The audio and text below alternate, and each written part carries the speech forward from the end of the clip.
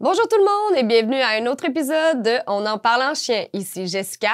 Et moi, c'est Dominique et aujourd'hui, on vous parle d'un sujet qu'on aime beaucoup toutes les deux, c'est-à-dire l'enrichissement. Mais pas juste l'enrichissement. L'enrichissement, c'est bien plus que des jouets interactifs. Donc, c'est de ça qu'on vous parle aujourd'hui. Donc, en fait, pour commencer, comme moi, je suis quelqu'un de bien cartésienne et qui aime définir les choses avant d'embarquer dans le vif du sujet, est-ce que tu veux me décrire pour toi, c'est quoi l'enrichissement? Ben moi, l'enrichissement, pour moi, c'est vraiment, tu sais, d'offrir vraiment de la diversité au quotidien. C'est vraiment ça le dit, là, enrichir le quotidien du chien, enrichir sa vie, le stimuler aussi, autant au niveau, tu sais, masticatoire, sensoriel, mental, physique, environnemental aussi. Donc, tu sais, c'est sûr que c'est très large, là, quand on touche à l'enrichissement ou à la stimulation. C'est tout le temps dans l'optique d'élever un peu plus, dans le fond, la vie de notre animal pour rendre vraiment son quotidien stimulant, enrichissant, vraiment comme varié. Puis c'est de ça qu'on va parler surtout dans l'épisode d'aujourd'hui. Donc, premièrement, dans le fond, l'enrichissement, on va parler comme de la première partie qui est un petit peu plus connue, c'est-à-dire justement les jouets d'enrichissement, les jouets de stimulation mentale. Je sais pas, dans le fond, si vous le savez, mais moi, je travaille à la boutique Animaux, etc. à Amos et mon patron a gentiment accepté de me prêter, en fait, quelques jouets d'enrichissement. Oui, donc, on va vous présenter, en fait, quelques jouets que j'ai amenés de la boutique, puis, dans le fond, des jouets que Jess a amenés de la maison. Fait que, tu sais, vous allez voir qu'il y a une différence d'usure entre les deux aussi. Donc, fond, ils vont commencer comme ça, ils vont finir comme ça. Mais peut-être même pire. Ouais, c'est ça. Là, on a pris les plus beaux. Hein? Ouais, c'est ça. En plus, on a pris les plus beaux. Mais ils sont tough. Oui, ils sont tough. Ils ont du vécu. Donc, dans le fond, pour commencer, là, justement, les jouets interactifs, on a différents types de jouets interactifs. Donc, les tours d'enrichissement. Donc, vraiment comme les modules d'enrichissement complets. Je peux vous montrer, dans le fond, celui que j'ai apporté, qui ne veut pas sortir du sac. Donc, ça, c'est un des nombreux exemples, dans le fond, qu'on a au niveau des tours d'enrichissement. Je vais enlever le petit carton. Si je peux me permettre, en attendant que Dominique, justement, essaye, sans arracher le carton, de permettre l'accès au module interactif. En plus, c'est quand même assez nouveau, je dirais, tout ce qui est au niveau de l'enrichissement. C'est sûr, quand on se fie à peut-être une vingtaine d'années où les chiens, comme on en a déjà discuté, étaient comme plus attachés au bout d'une laisse à l'extérieur, servaient plus au travail, à la garde. Ils connaissaient pas vraiment ça. Je pense que, comme, je sais pas si t'as vu la publication, là, dans mon temps, on avait juste un bâton, là, c'était un vieux chien avec un chapeau. C'est drôle, ça. Oui. Donc, tu sais, avant, c'est ça. Ben, encore aujourd'hui, on s'entend, il y a rien de plus intéressant pour, oui, il y a plein de choses, mais les chiens aiment beaucoup tout ce qui est les bâtons, les choses agrugées comme ça qu'on trouve évidemment en nature. Mais c'est quand même tout nouveau. Tu sais, on parle d'environ moins d'une vingtaine d'années que vraiment tout ce qu'on va vous montrer comme existe depuis dans les boutiques animales. Donc, c'est vraiment des belles solutions. Puis, c'est sûr qu'il va en avoir d'autres aussi, là, évidemment, là, comme Dominique l'a dit, là, qu'on va inclure au quotidien parce que c'est pas seulement non plus des jouets interactifs, des modules interactifs. Parce que dans le fond, le module interactif, c'est vraiment en fait pour venir remplacer le fait que le chien, à longueur de journée, travaille. Ouais. Fait que dans le fond, là, ce qu'on va faire, c'est que les modules interactifs, les jouets interactifs, les tapis de léchage, les tapis, les snowfall de fleurs, ouais. Ouais, les tapis de fleurs, excuse-moi en français. C'est vraiment fait pour remplacer le fait que, justement, le chien interagit avec son environnement à longueur de journée, comme il faisait dans le temps où, jadis, il y a quand même assez longtemps. Donc, éthologiquement parlant, un chien est fait pour rechercher. Donc, interagir avec son environnement, renifler, justement, c'est ça, chercher, être curieux. Effectuer des comportements de prédateurs. Exactement. Fait que, tu sais, ça, c'est vraiment fait pour venir remplacer. C'est sûr qu'il n'y aura jamais aucun module interactif qui va remplacer une bonne marche en forêt de 45 minutes. Ou le patron moteur d'un chien, évidemment, qui est un prédateur, là, mais quand même, on vient chercher au moins le fait de la recherche, de la découverte, de travailler pour obtenir, tu sais, donc, puis d'être stimulé. Donc, c'est sûr qu'au final, c'est sûr que le principe reste quand même un peu le même. Là. Fait que, tu sais, c'est vraiment des jouets qui sont faits pour justement que le chien renifle, recherche, soit curieux de son environnement. Fait que, tu sais, il y a plein de petites sections où, dans le fond, le chien peut renifler avec des trous sur le dessus pour vraiment comme venir chercher, dans le fond, au niveau des modules. Tu sais, un bout ralentisseur ici, un bout qu'on peut mettre du léchage. Il se démonte aussi de mémoire. Pour bien se nettoyer. Pour bien se nettoyer. Fait que, tu sais, c'est vraiment fait pour venir justement stimuler la recherche de nourriture avec l'odorat du chien. Puis ce qui est le fun avec ça, si je peux me permettre, c'est qu'il y a différents vraiment niveaux aussi. Tu sais, celui-là, on dirait qu'il y a comme plusieurs niveaux déjà tout en un. Ceux-là sont plus faciles, ceux-là aussi, ceux-là quand même. Là, on retrouve un petit peu plus de difficultés quand même, un petit peu plus aussi au niveau de cette technique-là. Mais il y en a vraiment différents modèles aussi, puis il y a différents niveaux. Donc, c'est sûr que ce qu'on recommande aussi, si vous avez un jeune chiot ou un chien qui n'a jamais travaillé avec ce type d'outil-là, c'est évidemment d'y aller plus progressif. Ouais, niveau exactement. Puis des fois, les gens vont me dire, par exemple, ils viennent en boutique pour chercher des conseils, « Mon chien, ça ne l'intéresse pas, les jouets interactifs. » Oui, mais est-ce que tu as interagi avec lui, avec le jouet interactif? Parce que le chien, à la base, s'il donne ça, il y a des bonnes chances qu'ils ne savent pas quoi faire avec. Qu'il soit juste comme complètement dans le néant. Fait que dans le fond, si tu es capable de venir justement mettre une croquette, aider ton chien à venir réfléchir, y montrer qu'il y a des petites portes, y montrer, tu sais, vraiment les premières fois où tu vas travailler avec le jouet interactif avec ton chien, c'est vraiment important de venir l'assister parce que sinon, il y a des bonnes chances que tu brûles ton jouet interactif parce que ton chien n'aura pas d'intérêt parce qu'il ne sait pas quoi faire avec ça. Ouais, ou des fois aussi, on peut mettre aussi justement, par exemple, la nourriture qui est plus stimulante à l'intérieur, qui est plus intéressante aussi, parce que des fois, c'est sûr, si votre chien est comme pas beaucoup gourmand de sa propre nourriture, puis c'est ce que vous lui offrez, puis c'est déjà difficile pour lui de travailler parce qu'on l'assiste pas, ben c'est sûr que ça devient plus complexe. Ouais, exactement. Donc, parfois, on peut aussi y aller avec des petites gâteries à l'intérieur au lieu de juste la portion de nourriture pour un peu plus inciter notre chien à vouloir travailler, ça soit encore se motiver. Plus, justement, encore plus le fun. On va s'entendre qu'une récompense, une gâterie d'entraînement versus sa nourriture, il y a des bonnes chances que la nourriture soit un peu plus tannée de la manger que sa gâterie d'entraînement. Ouais. Puis là, on vous montre un type, mais tu sais, c'est important de prendre en connaissance qu'il y en a des milliers de types. J'aurais pu amener la boutique au complet, que j'aurais même pas fait le tour encore de tous les genres de modules qu'il y a disponibles sur le marché. Mais donc, si vous mettez, exemple, module interactif sur Internet ou vous allez justement en boutique, c'est sûr que vous allez voir vraiment plein de types. Donc, c'est souvent pour vous donner des idées de ce que votre chien pourrait aimer parce qu'évidemment, chaque chien est différent. Donc, c'est sûr qu'il y en a qui vont préférer certains types à d'autres, tout dépendamment. Puis après ça, bien évidemment, vous pouvez aller chez Animaux pour demander conseil puis vous procurer vos jouets. On a les meilleures conseillères au ben oui. service à la clientèle. Donc, un autre modèle, en fait, qui est vraiment un beau combiné. Souvent, mettons, ce que je vais dire aux gens qui viennent en boutique pour des conseils ou en consultation en comportement canin, c'est que moi, je suis vraiment très cheap quand j'achète des choses pour mes chiens. Donc, je mets des trucs qui sont vraiment résistants, qui font plusieurs utilités en une. Donc, ici, on a un bel exemple aussi avec le jouet Kong. Donc, on a le jouet interactif, donc le bol ralentisseur classique. Ce que vous pouvez faire avec ce genre de bol ralentisseur-là, c'est vraiment mettre les croquettes de votre chien dedans, mettre un peu d'eau ou de bouillon, le faire congeler. Puis ça fait en sorte que, justement, ça fait un tapis de léchage, mais aussi, ça le fait travailler un peu plus fort pour sa nourriture. Donc, un peu plus difficile, un peu plus stimulant, un petit peu plus dépensant dans sa tête. Puis souvent, on va entendre dire aussi que 30 minutes d'exercice mental, ça équivaut à 2 heures d'exercice physique. Bon, c'est sûr que l'exercice physique, ça ne sera jamais remplacé par l'exercice mental parce que c'est quand même nécessaire chez un chien de bouger avec son corps, comme pour nous. Mais l'exercice mental, c'est vrai que c'est brûlant pour l'animal. Ben oui. Puis moi, c'est vraiment un que je préfère dans tout ce qui est vraiment les bols ralentisseurs parce que un petit peu, je les utilise, oui, pour la portion de nourriture, mais souvent, je la congèle avec autre chose, etc. Oui. Puis aussi, ce qui est important, parce que les gens, des fois, à la maison, le savent pas tous, mais la plupart, pas tous, par exemple, mais la plupart des modules ou jouets interactifs vont aller vraiment au lave-vaisselle. Oui. Peuvent être congelés aussi directement avec ça justement soit de l'eau. Puis je pense qu'on va vous donner peut-être des idées de ce qu'on pourrait mettre à l'intérieur ou on peut en parler tout de suite. Mais tu sais, exemple, moi, souvent, je vais mettre soit de l'eau avec les croquettes ou des gâteries. Puis t'as pas besoin de le bourrer avec jusqu'au rebord. Là. Ça peut être juste un fond d'eau. Juste un petit fond, exactement, juste pour que les croquettes collent ensemble. Ouais, puis ça soit plus difficile qu'au lieu parce que celui-là est quand même plus facile, à part peut-être pour un chien qui a un plus gros museau. Mais exemple, je pense à mon teckel, c'est sûr que, tu sais, lui, si tu le mets pas, tu le congèles pas, ça sera pas trop long, il va avoir terminé, là. Ouais.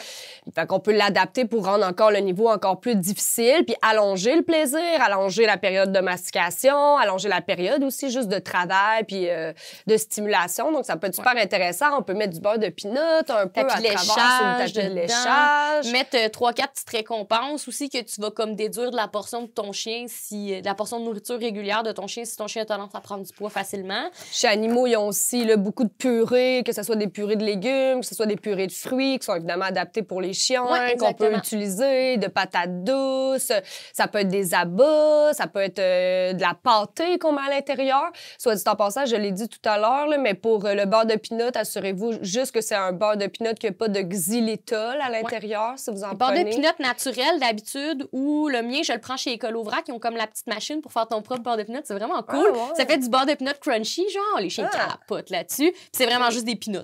Je savais même pas. Oui, je t'apprends quelque chose aujourd'hui. Ouais. Fait que ça, c'est un autre bel exemple. Un autre exemple, en fait, que j'aime beaucoup, c'est les tapis de recherche. Donc ici, on a juste vraiment le plus mignon des tapis de recherche au monde. Oui. Donc, les petits avocats. Puis ici, on a dans le fond un tapis de léchage dans le milieu que vous pouvez enlever carrément. Fait que c'est une belle alternative. Puis souvent, les tapis de léchage, ils vont coller par terre avec des petites suces, comme on peut voir à l'arrière ici. Fait que dans le fond, là, on le colle par terre, puis le chien, il a vraiment juste à venir chercher avec son nez à travers, dans le fond, les petits morceaux qui relèvent pour venir chercher ses croquettes. Une alternative vraiment pas chère que j'adore faire à la maison, c'est garrocher des poignées de croquettes dans la pelouse ou garrocher des poignées de croquettes, genre dans le banc de neige. Les chiens capotent là-dessus. Une journée là, qui fait chaud, là, tu lances un 6-7 os de croquettes dans le champ, là, je te jure, ton chien n'aura jamais eu autant de plaisir que ça. Puis ça y fait sa dépense physique et mentale aussi, parce que veut pas physique, faut quand même qu'il aille le chercher, donc il aille à se déplacer déjà à la base. Puis sa dépense mentale, parce qu'il utilise son nez. Donc, il a vraiment besoin de venir chercher. Ça, moi, en bon français, j'appelle ça un sniffery. Fait qu'un sniffery, un safari, genre, un petit jeu de mots. C'est bien, moi aussi, j'aime beaucoup ça, justement, pour tout ce qui est au niveau de lancer un peu des croquettes. Moi, je le fais même chez nous. C'est sûr, c'est un peu plus salaud, là, dans le sens que j'en lance un peu partout dans la maison. Vraiment? Mais bon, c'est tel que tel. Sinon, ce que j'aime, c'est que je fais aussi beaucoup de jeux de recherche, mais c'est sûr qu'au préalable, souvent, ça doit être un petit peu entraîné. Ouais. Mes chiens savent, exemple, que sur la commande cherche, ben il y a quelque chose à trouver qui est appétant. Donc, au préalable, je l'ai un petit peu entraîné. Puis après ça, ce qui est le fun, c'est que j'inclus ces activités-là, surtout durant mes absences. Fait que souvent, exemple, quand c'est le temps que mes chiens aillent faire leurs besoins avant mon absence, ben là, moi, c'est là que je vais les cacher un peu partout, etc. Puis dès que je les rentre, ils savent que sous la commande cherche, ben il y a quelque chose de le fun à trouver. Fait qu'en même temps, ben, ça vient aussi rendre l'absence positive, occuper le chien. Puis en même temps, ben, ça fait un autre type d'activité que des fois, justement, que ce qui est important de comprendre, c'est que c'est de pas toujours, tu sais, tous les outils peuvent être super le fun puis intéressants, mais ça, Mané, c'est toujours le même tapis de fleurs ou tout le temps le même snoop ou tout le temps le même tapis de léchage. Ben, Mané, ça vient moins stimulant, moins enrichissant. Tandis que si c'est une journée, on lui donne le tapis de léchage, l'autre journée, c'est le tapis de fleurs, l'autre journée, j'y mets sa portion de nourriture avec, exemple, des petites gâteries dans un bol ralentisseur congelé. Après ça, le lendemain, je fais un jeu de cache-cache. Le lendemain, je peux lancer justement des croquettes un peu partout dans son environnement, soit à l'intérieur, à l'extérieur. Ben là, ça devient intéressant parce qu'il y a beaucoup de nouveautés, beaucoup de diversité, puis c'est ce qu'on recherche. Oui, vraiment de rendre comme l'environnement de votre chien stimulant. Ouais. Fait que, tu sais, que chaque jour soit une nouvelle aventure. Ben oui. C'est genre c'est la plus belle chose que vous pouvez offrir à votre chien, même des côtes, des colliers, des médailles chères. C'est pas ce que ton chien aime. Ce que ton chien aime, c'est d'avoir une nouvelle aventure chaque jour. Puis un autre truc que j'aime bien utiliser aussi, c'est pendant les marches en laisse. Dans le fond, souvent, c'est ce que je vais recommander aux clients en consultation, faire des sniffery pendant votre marche en laisse. Ouais. Fait que, par exemple, tu pratiques la marche en laisse un certain temps avec ton chien, on t'exige que ton chien ne tire pas durant ta marche. Après ça, dans le fond, quand tu arrives sur un coin de rue, il y a une odeur intéressante, le chien a tendance à vouloir y aller, tu vas lui demander juste de venir s'asseoir, attendre ta commande de relâchement pour aller sentir l'odeur. Donc là, tu viens utiliser le principe de Prémac, donc qui est vraiment d'utiliser comme l'environnement à ton avantage. Donc, la recherche de l'odeur sur le coin de la rue, tu demandes à ton chien une commande avant, après ça, tu peux le relâcher pour qu'il aille sentir le coin de la rue.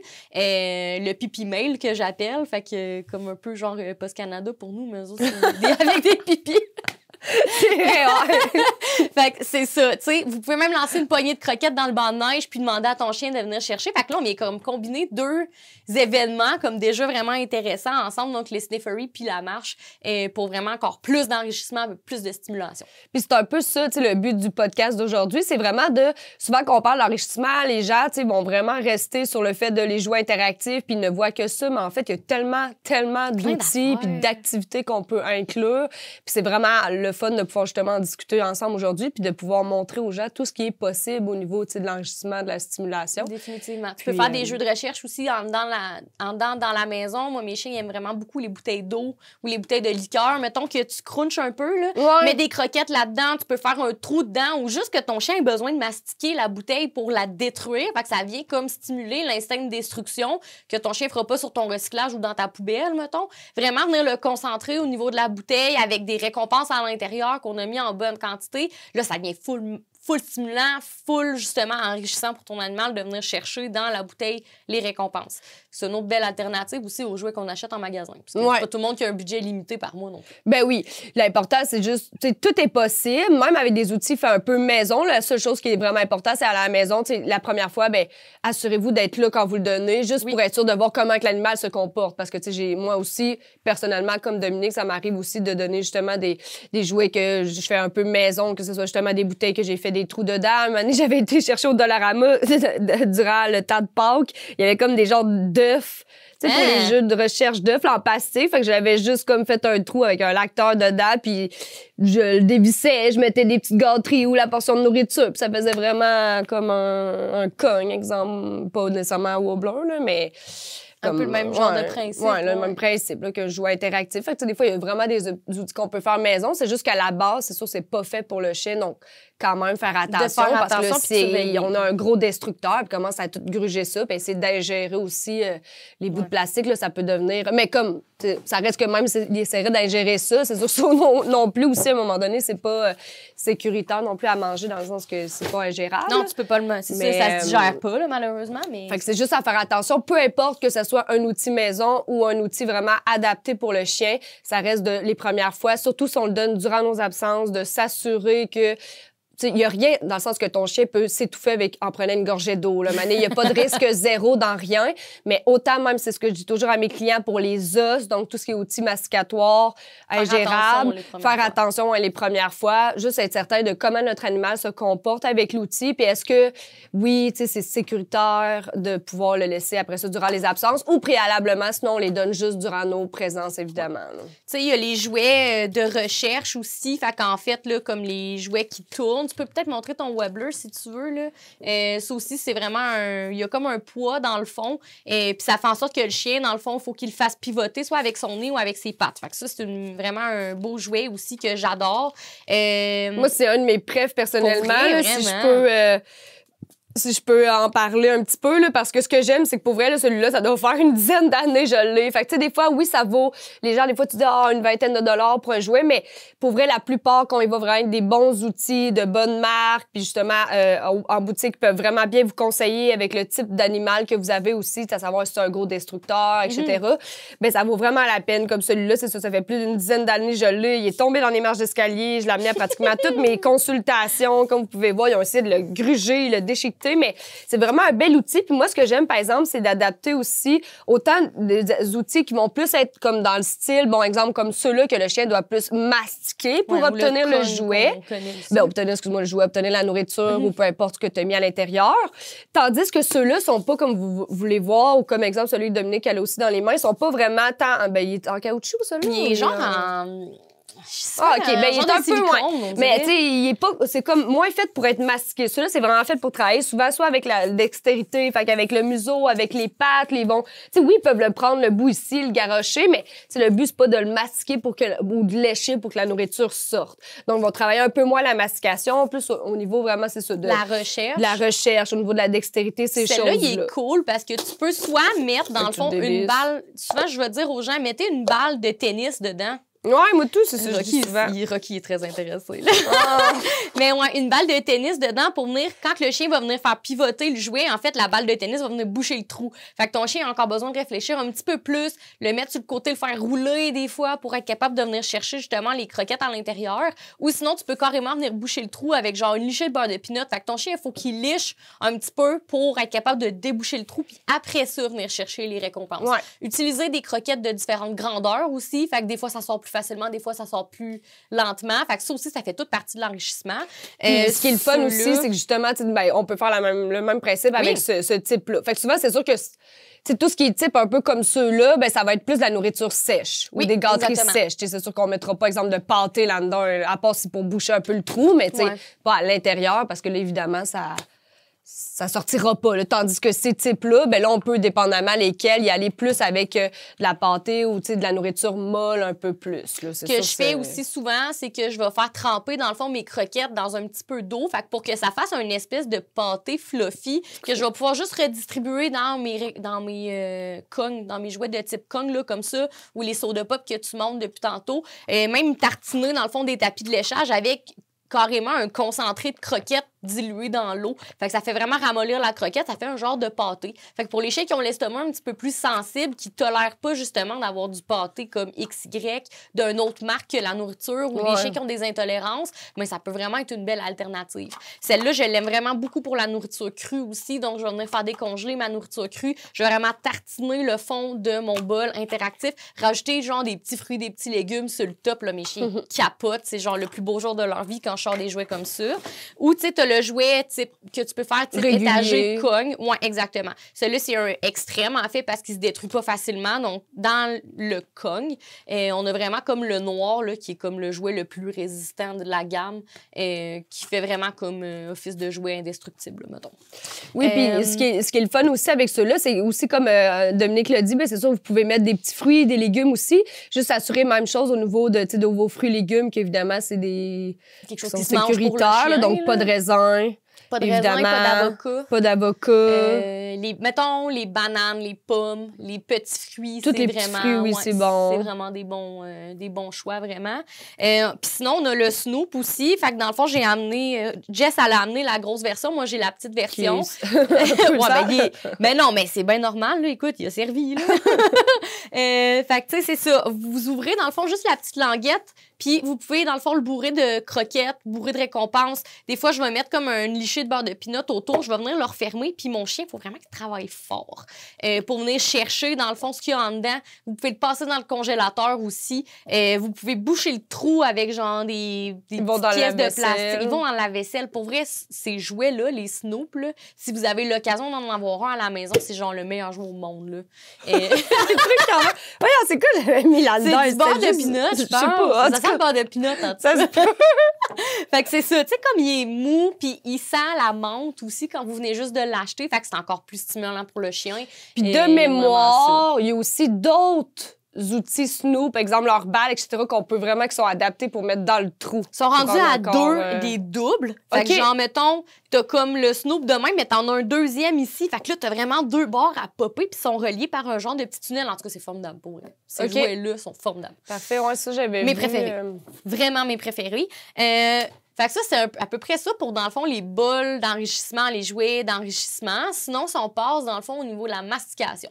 On a vraiment deux types de mastication. Donc, une mastication qui est de longue durée. Fait que, par exemple, les jouets genre en nylon, comme ça. Ça, c'est des Power Bones, en fait. Ça, j'aime bien. Toi, t'as le... J'ai le genre de saut de pop, c'est la clé, là. Oui, ils sont vraiment écœurants. Ça, tu peux le beurrer, dans le fond, avec soit du pâté, mettre ça dans le congélateur, ou carrément, pour les chiens qui ont moins d'intérêt un peu, tu le trempes dans le bouillon de poulet 24 heures, ou tu le mets dans ton sac de nourriture pendant 24 heures. Fait que là, il prend le goût, il prend l'odeur, puis là, les chiens sont encore plus stimulés. Sinon, un autre truc que je donne à mes clients, c'est un truc niaiseux, mais genre, ça marche, là. Tu pognes ton jouet de nylon que ton chien s'en fout, tu le passes à ton ami pendant une semaine, puis après ça, tu le ramènes à la maison. Le fait que son chien ait grugé après, pour vrai, ça vient stimuler le fait que ton chien ait le goût de gruger après aussi, parce que ça sent pas la même chose que chez vous. Fait que, tu sais, c'est encore une fois un peu genre d'enrichissement là, du fait qu'il y a des nouvelles odeurs sur le jouet. Fait que c'est vrai que c'est un bon truc. Souvent, moi aussi, Milo, il est plus difficile. Fait que souvent, je le switch à Zora. Zora le gruge un peu. Après ça, là, je redonne un nouveau à Zora, puis je redonne comme Milo lui fait gruger. Comme, puis ouais, Milo, il va souvent l'utiliser. Là.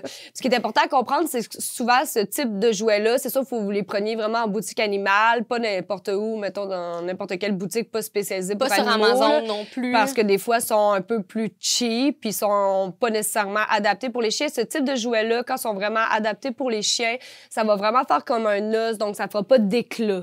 Ça va vraiment s'émietter, là, vraiment, là, comme exemple, on peut le voir un peu sur le mien, là, c'est vraiment comme des mini, ben là, je serais pas capable, moi, d'en défaire, mais ça, donc le chien, ça a l'air mono dit de même, là, mais il l'ingère, puis ça ressort, puis c'est pas toxique, c'est pas cancérigène, c'est pas dangereux, rien.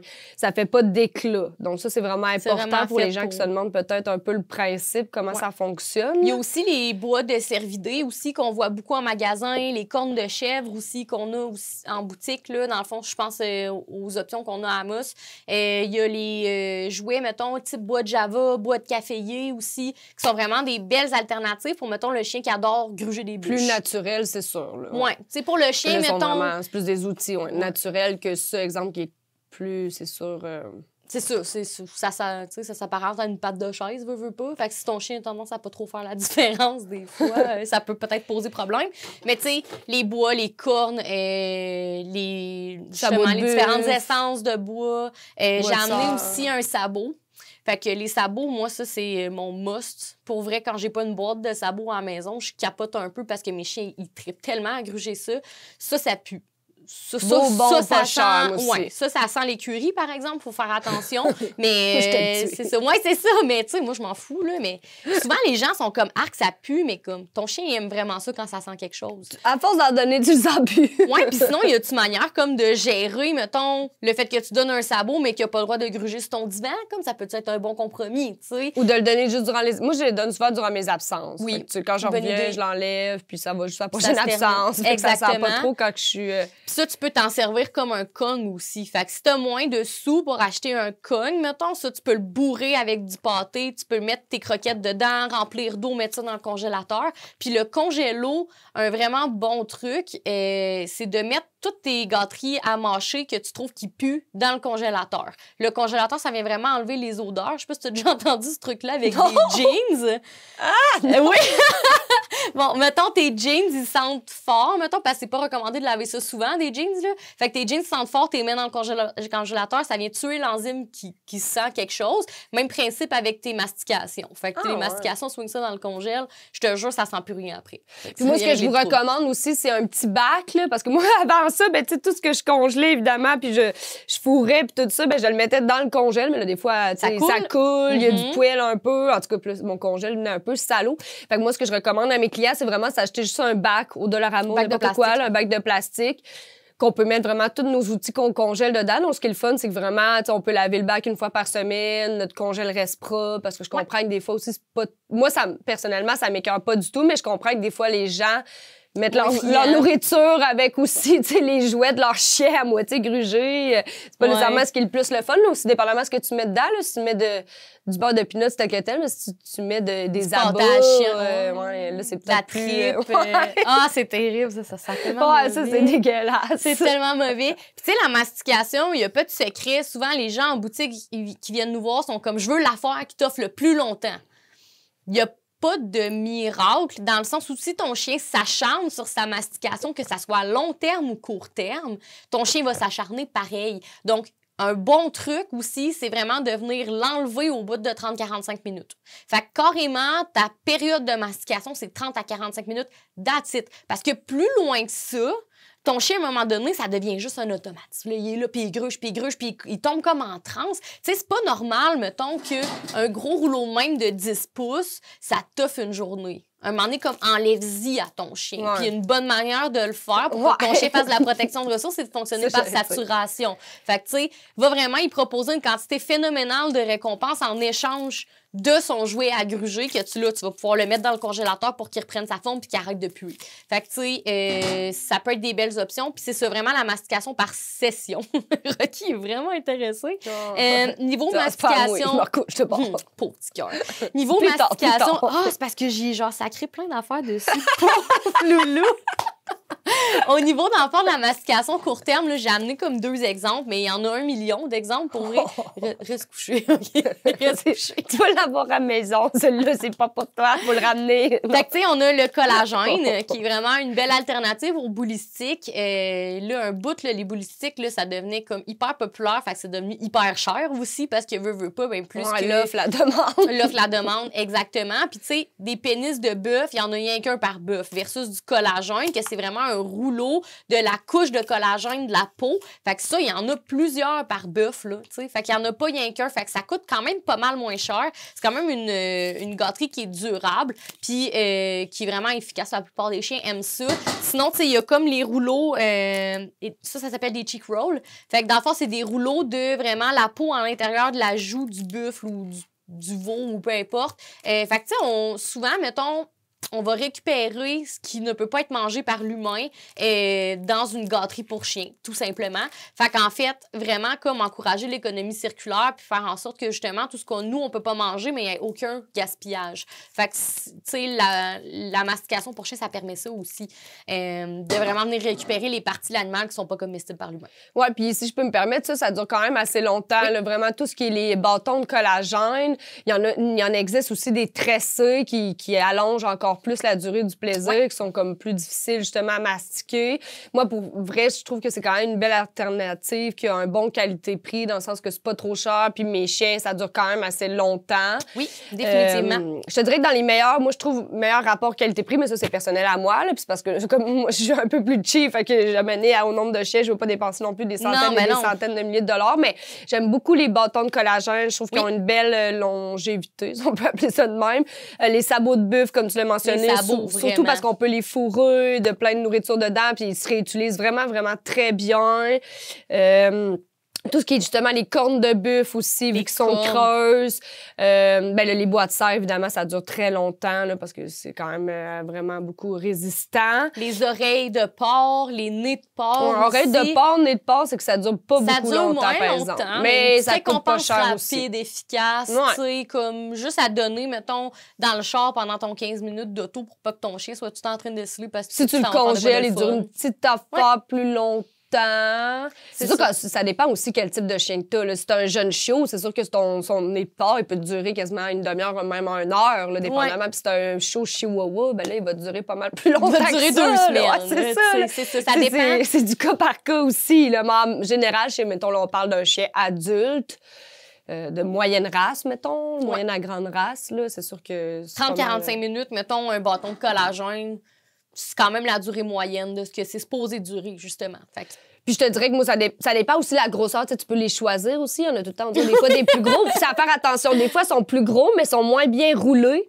Puis des fois, ils sont comme plus minces, mais sont vraiment très bien comme celui-là. Ils sont vraiment tight, là, ça dure ouais, ça dure plus longtemps. Moi, moyennement, mettons, pour ma berger australien, je te dirais que ça me dure une bonne heure facile. Ah, ouais? Ouais, une bonne heure facile. Ouais. Tant mieux, crime. Mais c'est ça. Non plus, c'est pas la plus à gruge puis motivée, mais c'est sûr qu'il y en a que tu vois qu'ils se donnent mettre ça dans le fond ici entre les deux. Ah ouais, puis ça dure pas longtemps. Hein. Crunch, c'est terminé. Tu sais, au niveau de la mastication, si je peux me permettre, mettons, au niveau des trucs à éviter, ça va vraiment être tout ce qui est les rawhide qu'on appelle. Fait que vraiment comme la peau blanchie. Fait que si ça a de l'air d'un bout de J-Proc, achète pas du cuir, cuir brut, genre, un peu plus, là. Ben oui, vas-y pour du cuir brut ou sinon, tu sais, vraiment des parties d'animal réutilisées. Il y a dans la nourriture crue aussi, là, il y a vraiment des os récréatifs qui se vendent. Mettons, je pense à la compagnie Big Country Rock, on a en boutique, qui fait vraiment des os en sachet récréatifs qui vous donnent à peu près sur l'emballage l'approximatif du temps que c'est supposé durer pour votre chien.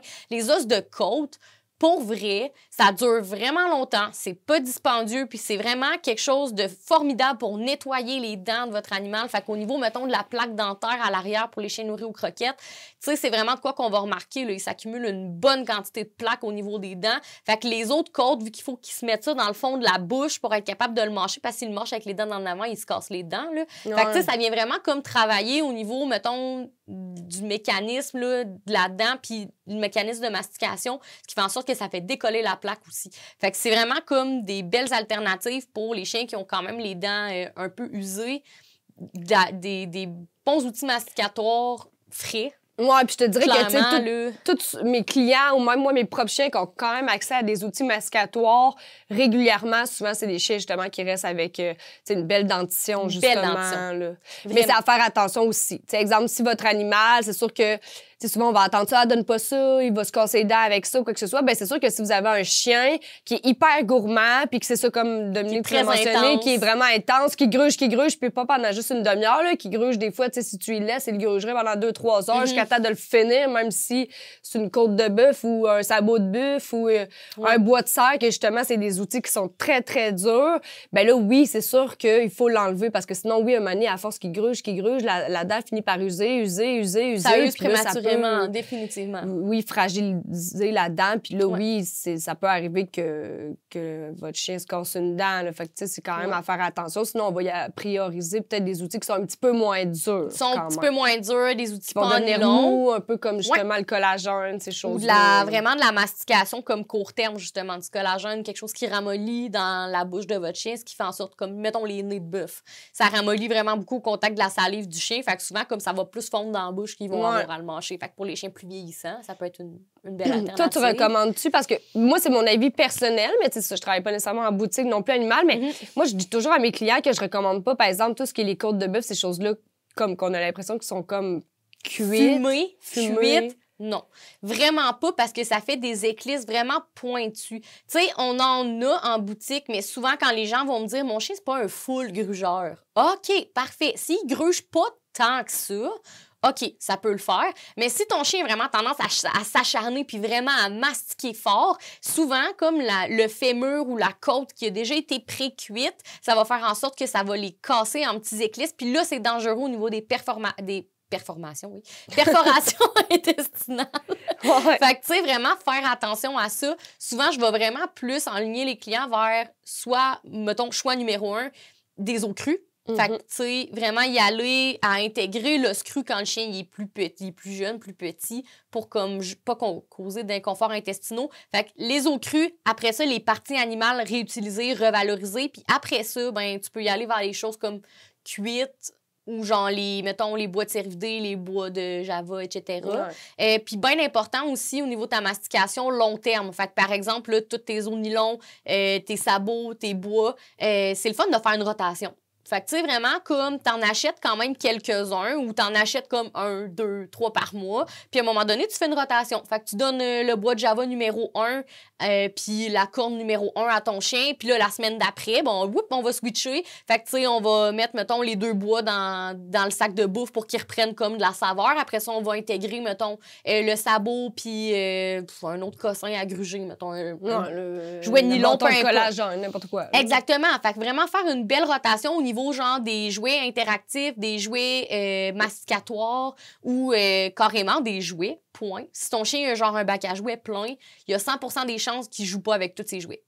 Fait que, tu sais, vraiment venir faire une rotation pour enrichir l'environnement de ton animal puis qu'à chaque jour, ce soit comme « Ouh, c'est quoi le jouet que j'ai aujourd'hui? » Genre, c'est quoi le truc, le fun que je vais être capable de repêcher dans ma boîte à jouets, tu sais? Ouais, c'est souvent ce que je dis à mes clients. Souvent, exemple, pour leur faire un peu une comparaison, je leur dis, exemple, ben, ça a sûrement déjà arrivé que ton chien, tu sais, perde des jouets, exemple, en dessous de ton divan ou quoi que ce soit.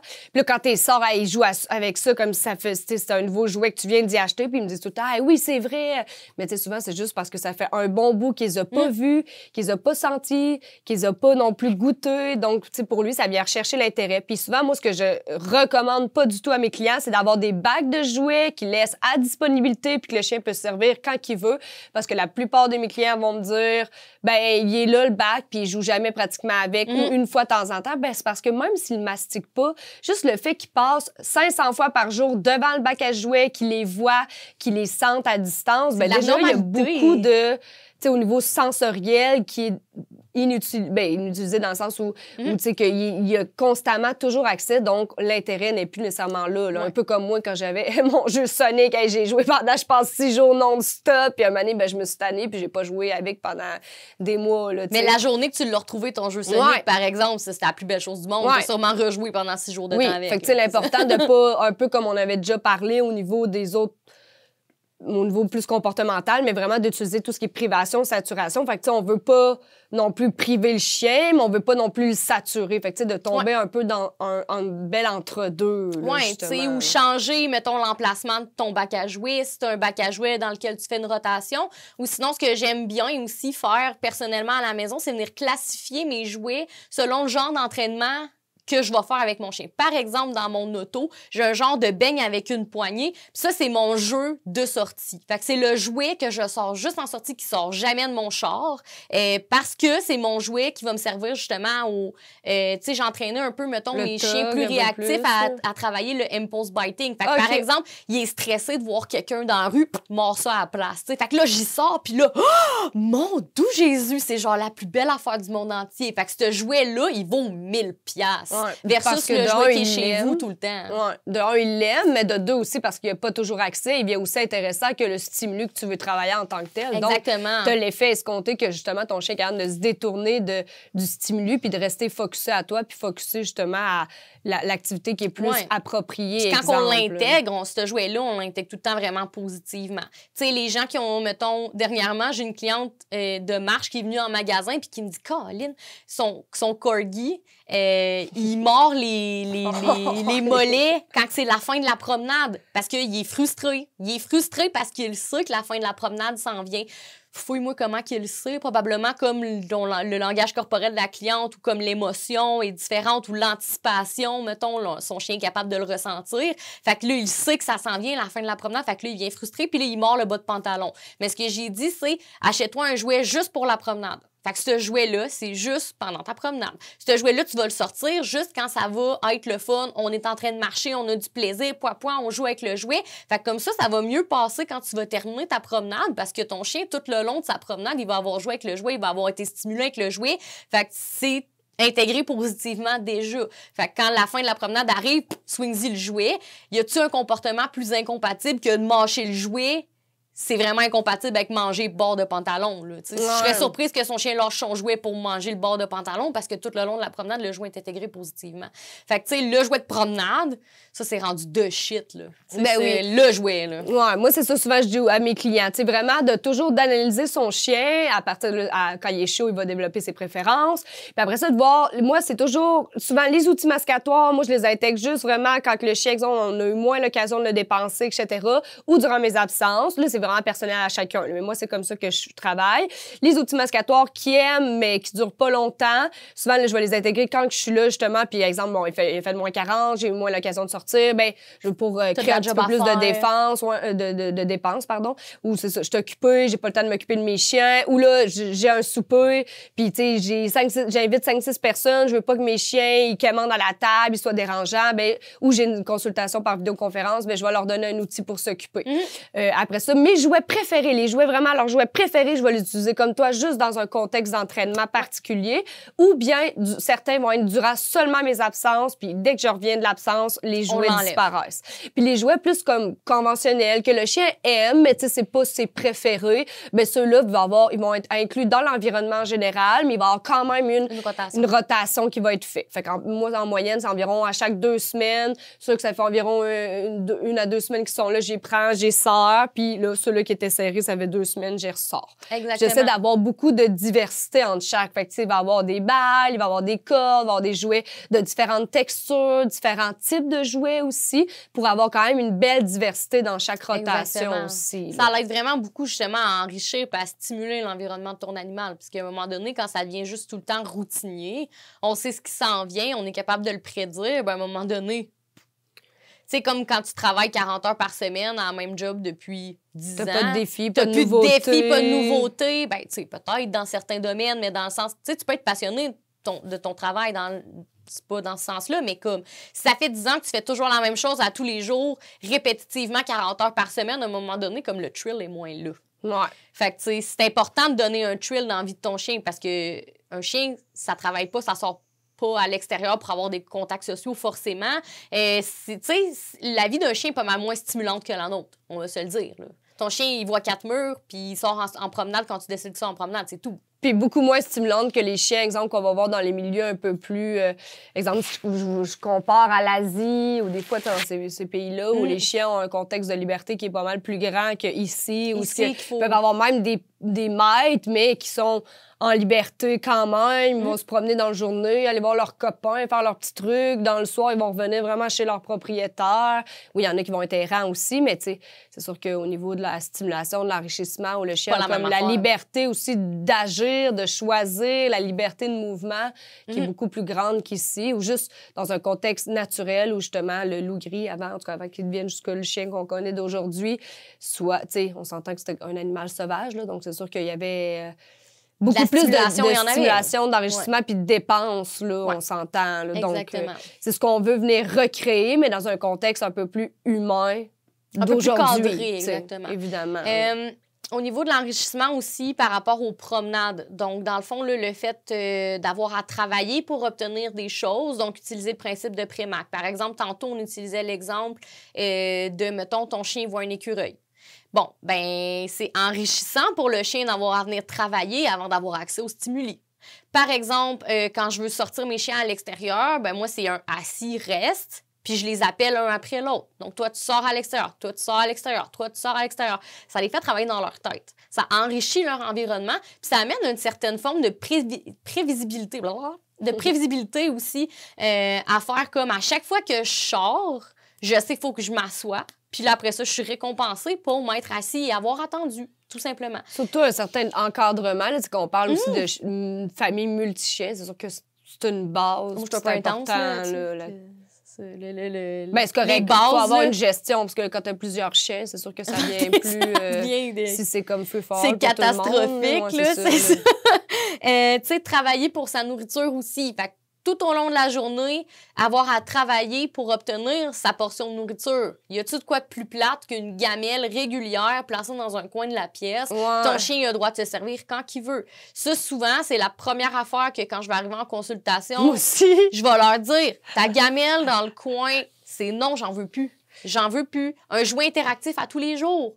Sinon, fais-les travailler pour ses croquettes. Fait que, tu sais, demande idées assis, apprends idées tours. Tu sais, comme, viens vraiment jazzer l'environnement de ton chien, que ça soit le fun, puis stimulant pour lui, puis qu'il ait le goût de travailler pour toi, mais aussi pour sa récompense. Parce que c'est plate, là, à un moment donné, comme tout le temps avoir le bol des mêmes croquettes au poulet que tu as depuis 10 ans dans le coin de la pièce.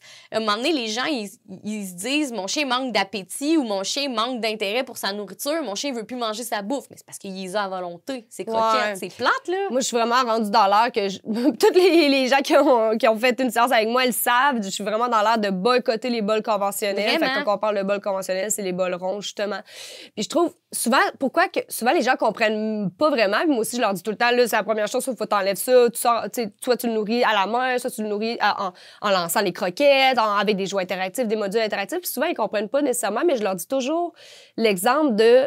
Ben, pas l'exemple, mais la réalité que, tu sais, le chien, c'est un prédateur. Fait qu'avant, il passait beaucoup, là, tu sais, j'ai pas les chiffres exacts, là, mais au moins, là, 60% quasiment, là, de sa journée à, comme n'importe quel prédateur, à couvrir du territoire pour analyser, pour trouver sa prochaine proie, pour après ça savoir, ben, comment qu'on va la traquer. On prendra pas n'importe laquelle, la plus vieille, la plus jeune, la plus blessée.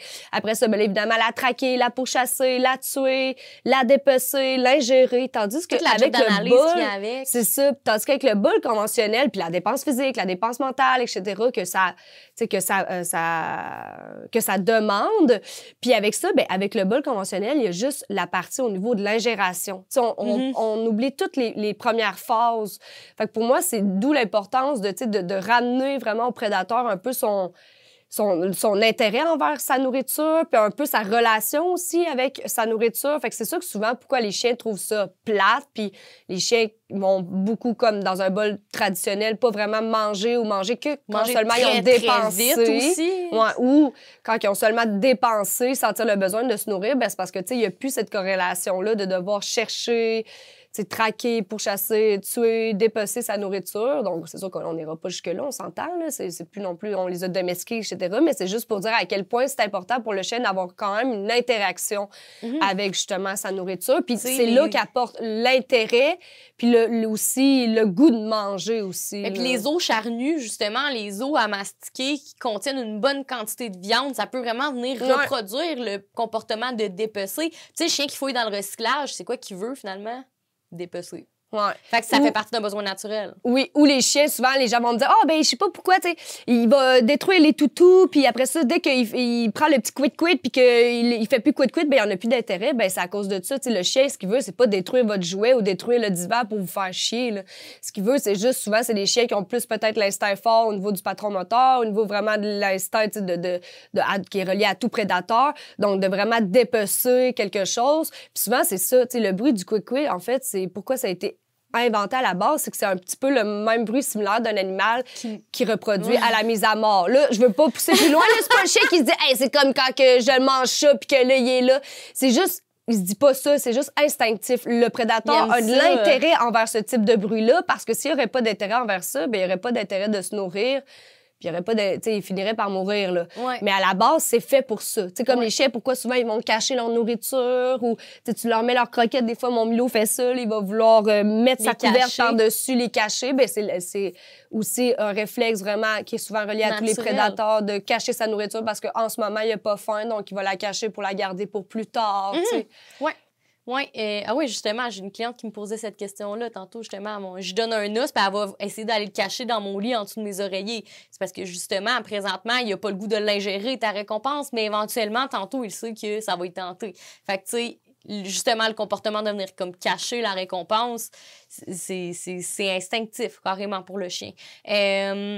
J'ai noté aussi, dans le fond, au niveau des enrichissements, les garderies de jour, les promeneurs pour chiens. Ouais. Ça peut vraiment être une bonne manière d'enrichir l'environnement de votre animal dans le sens où les contacts sociaux pour le chien, c'est vraiment quelque chose qui primordial. Fondamentalement, oui, exactement. Fondamentalement ancré en lui. Comme on a déjà parlé, il y a des chiens qui sont extrêmement sociaux, des chiens qui sont juste même tolérants ou intolérants envers les autres chiens. Fait que c'est à savoir, est-ce que votre chien, c'est un chien qui est social? Il est social avec quel type de chien? Puis es-tu capable de trouver une garderie de jour ou une promeneuse canin qui va respecter ton chien puis son niveau de socialité? Fait que, tu sais, personnellement, je fais des promenades pour chiens aussi. J'ai comme 42 métiers, finalement. Mais je fais des promenades pour chiens. Puis ma priorité, quand je m'en vais promener mes chiens que je promène, c'est de rendre la promenade le plus enrichissante possible. Fait que les laisser sentir, les laisser courir, les laisser faire des jeux de poursuite, les laisser zigner aussi, des fois, parce que ça fait partie de l'enrichissement. C'est un patron moteur, puis ça, on en reparlera éventuellement. Mais c'est ça, de vraiment les laisser être des chiens, puis vraiment les laisser être social à leur façon. Puis vraiment faire mes matchs de groupe en fonction de c'est quoi le genre de chien que j'ai devant moi, puis c'est quoi le genre de chien que ce chien-là devant moi aime. Fait que c'est plus les jeux de poursuite, c'est plus les jeux de se ramasser au cou puis de se foutre à terre, c'est plus un mix de tout ça, ou c'est un chien qui se fout des autres chiens. Fait que là, je vais le placer avec un groupe de chiens qui est vraiment hyper social entre eux autres, mais je peux avoir mon petit loner qui, lui, fait juste sentir un peu plus loin puis genre, il est dans sa bulle puis dans sa tête, tu sais. Fait que vraiment, comme les garderies de jour, les promenades pour chiens, ça peut vraiment être une façon de rendre l'environnement de votre chien enrichissant. Oui. Ou même utiliser une laisse rétractable pendant vos promenades si vous n'êtes pas à l'aise de laisser votre chien lousse. Quand vous êtes en forêt, ben, utilisez la laisse rétractable puis venir la bloquer genre à la distance que tu veux. Utiliser une longe. Une longe en biotane. J'utilise des longes en biotane de 15 pieds, mettons, quand je m'en vais me promener avec mes chiens. Ça se nettoie mieux, c'est ça qu'une longe en nylon ou en tissu. Oui, puis j'ai pas de poignée après, fait que ça reste pas pris après les arbres. Fait que, tu sais, mon chien, il décide qu'il décloche après une perdrix dans le bois, mais il décloche après une perdrix dans le bois, j'ai pas peur de le perdre, tu sais. Parce qu'il restera pas accroché après un arbre. Fait que c'est sûr que, tu sais, au préalable à la liberté, ça va prendre un petit entraînement au niveau du rappel. Ouais, on s'entend. Ouais. Surtout si tu perds ton chien avec une longe de 15 pieds, c'est qu'il y a un petit problème, là. Exactement. Je leur dis, là. C'est ça. Tu sais, tes entraînements de ton chien aussi, ça peut devenir facilement un enrichissement. Fait que vraiment faire les genres d'entraînement que ton chien aime. Fait que des entraînements au niveau, mettons, de la... je m'en allais dire de la reniflation. C'est pas... Du sensoriel? Oui, du sensoriel. Tu sais, des entraînements à détection d'odeur. Ouais, ça peut vraiment être un bel entraînement pour ton chien qui a vraiment comme de l'intérêt. Fait que, ben tu sais, venir adapter ton entraînement aussi au genre de chien que tu as, à la race de chien que tu as. Les chiens de chasse aiment vraiment ça, les entraînements olfactifs.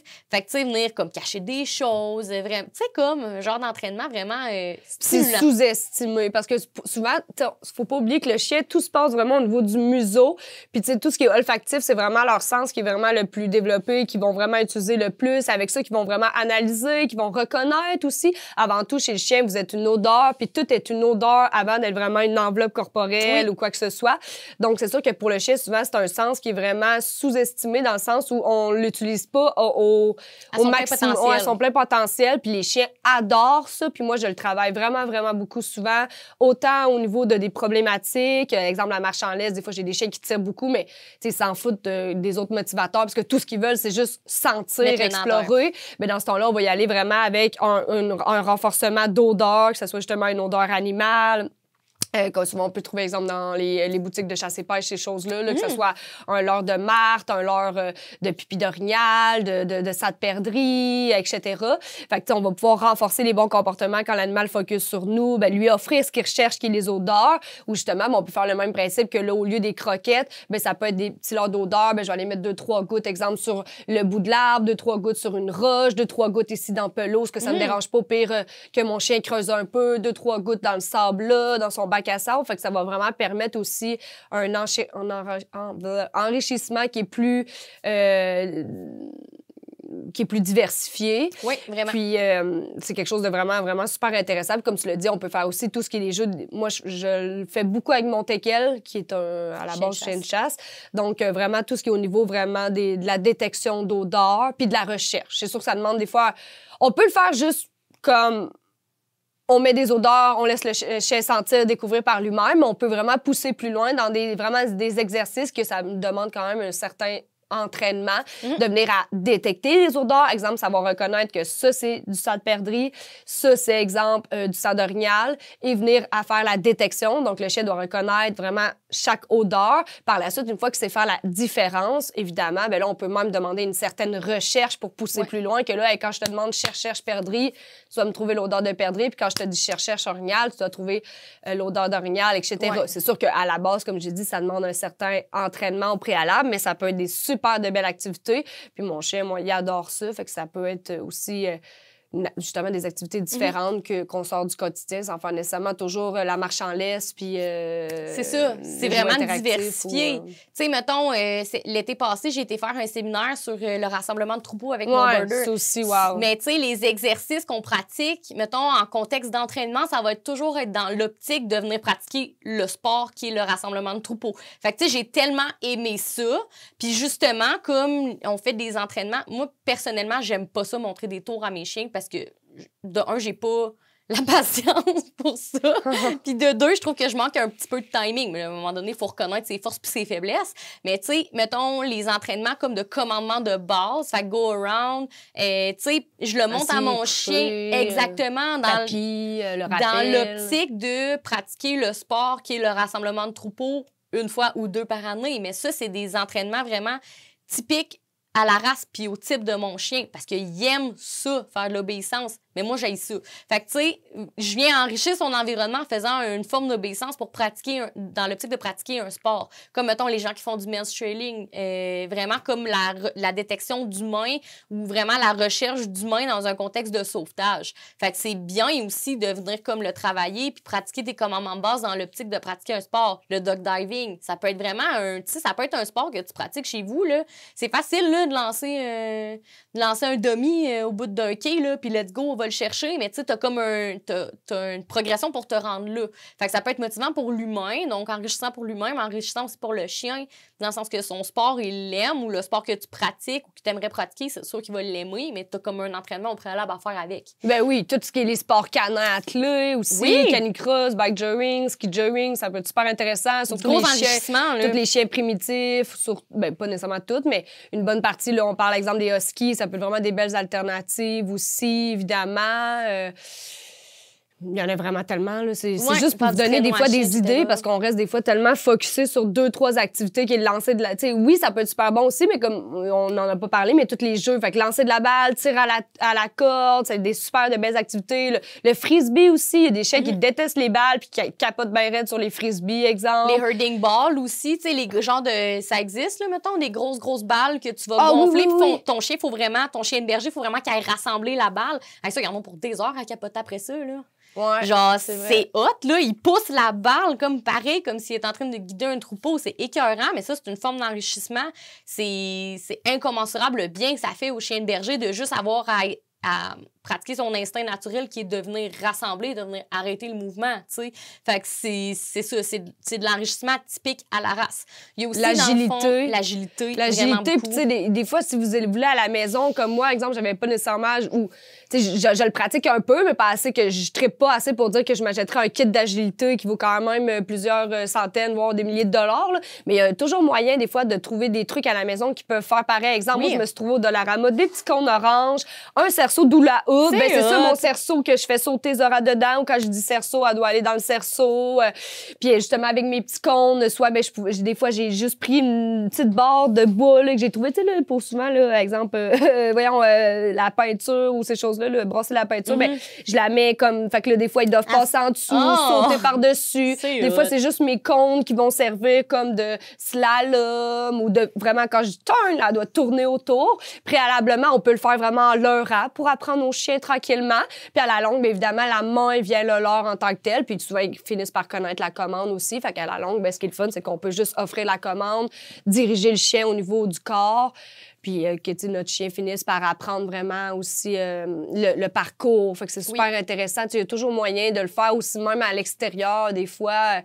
À certains endroits, bon, ben, exemple, je pense chez ma soeur, il y a des gros beams on dirait de ciment. Là, on le fait des fois sauter par-dessus, sauter en dessous, rentrer en dessous. Il y a toujours moyen des fois d'utiliser des trucs. J'ai une bûche. J'ai appris à Zora à aller, quand j'y demande, à sauter puis aller s'asseoir sur une grosse bûche. On n'a pas nécessairement, des fois, besoin d'une grosse roche aussi pour faire la job. Pas besoin d'affaires qui coûtent 1 million. Là, tu prends des petits bâtons, tu peux les mettre dans la terre, puis ça peut te servir de bâton de slalom. C'est sûr que si tu as les moyens d'aller dans de l'équipement, puis c'est quelque chose que finalement ton chien a vraiment de l'intérêt, puis toi aussi, ben fine, c'est encore mieux. Puis il y a tout ce qu'on parle aussi de les gros tunnels qui peuvent être super intéressants, mais il y a toujours moyen de moyenner avec beau, bon, pas cher aussi. Ou si c'est quelque chose que vous voulez essayer, vous savez pas nécessairement si votre chien va vraiment aimer ça, on va pas nécessairement dépenser des centaines de dollars au cas où, ben, on peut toujours trouver des alternatives qui peuvent être super bien. Du bon et du pas cher.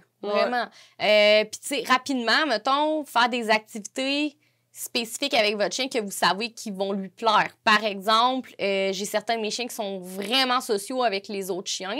Bon, mais quand je m'en vais prendre des marches en forêt avec les chiens de mes clients, bon, mais je me réserve toujours une place dans mon auto pour un de mes chiens qui va me suivre au courant de la journée. Tu sais, mes chiens, mettons, ils vivent à la maison, ils voient leur cours, ils voient comme les sentiers de randonnée autour, mais des fois, de venir carrément les sortir de leur environnement, leur faire découvrir des nouveaux endroits, des nouvelles personnes, des nouveaux contextes, des nouveaux amis chiens aussi, ça fait en sorte que leur vie est vraiment plus enrichie, vraiment plus le fun, vraiment plus comme participative aussi. Fait que, tu sais, si tu le sais, mettons que ton chien Max, il capote sur le monde, il aime vraiment le monde, il aime ça être en contact avec des gens, il n'y a rien qui t'empêche de l'amener à ton party de famille qui se déroule à l'extérieur.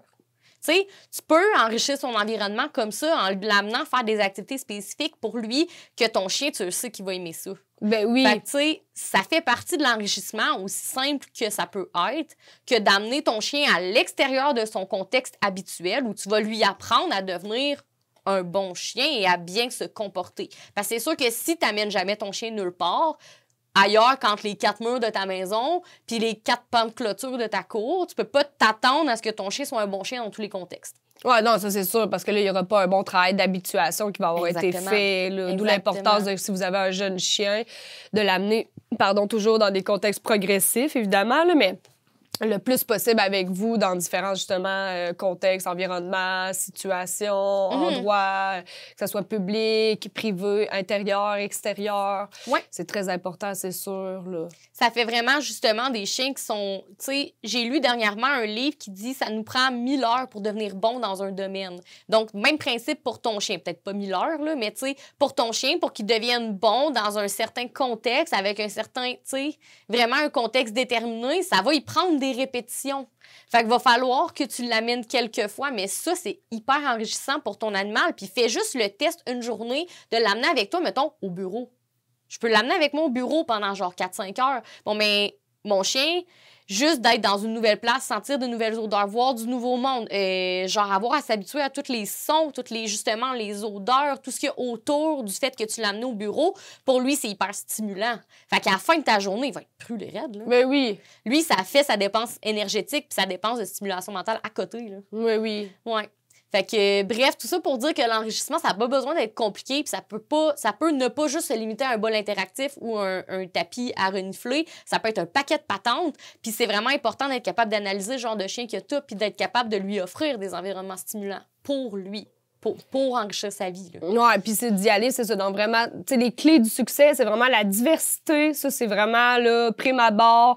Fait que ça soit dans n'importe quelle activité, c'est vraiment de les diversifier puis d'en offrir vraiment plusieurs. Je pense que c'est ça l'idéal. Puis évidemment, comme tu l'as mentionné, d'y aller avec vraiment des activités qui sont vraiment adaptées à ton animal. Puis vraiment... À ses goûts, puis à ses intérêts. À ses goûts, oui. Puis à ses intérêts, évidemment. Définitivement. Là.